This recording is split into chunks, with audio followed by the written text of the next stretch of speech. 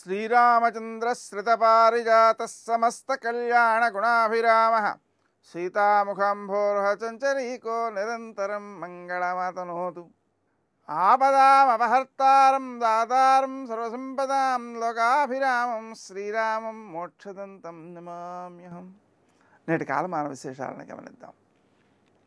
స్వస్తి శ్రీ చాంద్రమాన నందననామ సంవత్సరం, దక్షిణాయనం, కొన్ని పంచాంగాల్లో ఉత్తరాయణం, గ్రీష్మ ఋతువు, ఆషాఢమాసం, కృష్ణపక్షం, బుధవారం, సూర్యోదయం 5:52, సూర్యాస్తమయం 6:50.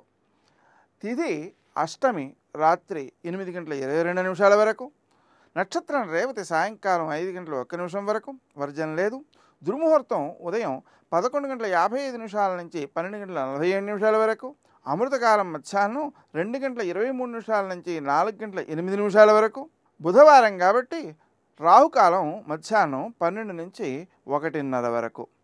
నేటి విశేషం ధర్మ సావరణి, అలాగే మరో పేరు రుద్ర సావరణి, మన్వాది, అలాగే రౌద్రీదేవి పూజ, అనఘాష్టమి. అనఘాష్టమి వ్రతం చేయడం వల్ల, దత్తాత్రేయుడిని అనఘాదేవిని పూజించటం వల్ల వ్యక్తికి పాపాలు తొలగిపోయి ఆనందం సిద్ధిస్తుంది.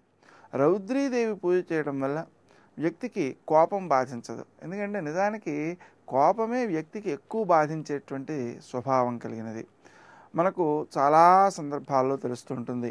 మనం కోపంతో మాట్లాడేయడం, అనవసరంగా మాట్లాడామని తర్వాత బాధపడుతూ ఉండడం. కాబట్టి మనకు ఒక అరక్షణం కోపం ఉందనుకోండి, అది ఎంతటి నాశనాన్ని కలుగజేస్తుందో లెక్క వేయలేని పరిస్థితి అన్నమాట. మొత్తం సమూలంగా పుణ్యాన్నంతని నాశనం చేసేయగలదు. మనకు కోపం అనేటువంటి దాన్ని అధిగమించడానికి రౌద్రీదేవి పూజ అనేటువంటిది చాలా బాగా ఉపకరిస్తుంది. ఇక మన్వాది కాబట్టి పితృదేవతారాధనకు చాలా బాగా ఉపకరిస్తుంది. పితృదేవతలను ఆరాధించడం వలన వినయవంతులైన, సుశీలులైన, తనకు ఉపకరించే, తనకు ఆనందాన్ని ఇచ్చే, సమాజానికి ఉపకరించే సంతానం కలుగుతుంది. కలిగిన సంతానం కూడా సౌమ్యతను పొందుతుంది. కాబట్టి ఆ పితృదేవతారాధన ఒకటి మంచిది. సత్సంతానాప్తి కోసం, పిల్లలు సన్మార్గానుయాయులు కావడం కోసం, పిల్లల వల్ల కలిగేటువంటి సుఖం తనకు కలగడం కోసం ప్రతిరోజు కూడా పెరుగును దానం చేయడం కూడా చాలా మంచి ఫలితాన్ని ఇస్తుంది.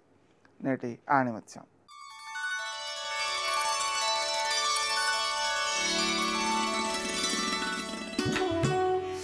గొప్ప వ్యక్తులు ఆశయాల కొరకు, సామాన్యులు ఆశల కొరకు జీవిస్తారు. కష్టమైన, సుఖమైన నీలోంచి పుట్టేదే. వాటిని నియంత్రించే మేట నీ వద్దనే ఉంది.